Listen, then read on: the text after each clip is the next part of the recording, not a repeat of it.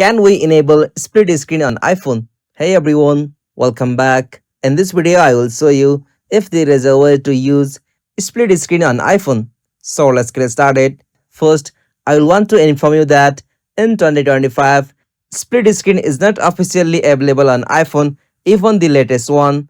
Apple has only added true split screen feature on iPad, not on iPhones. But here is what you can do for now.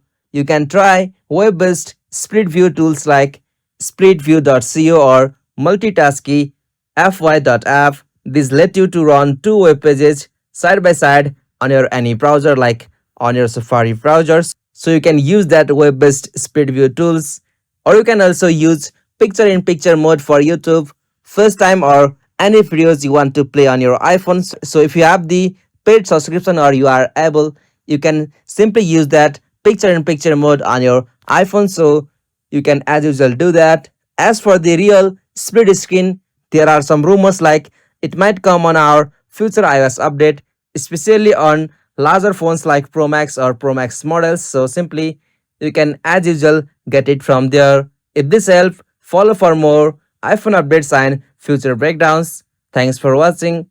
Have a nice day.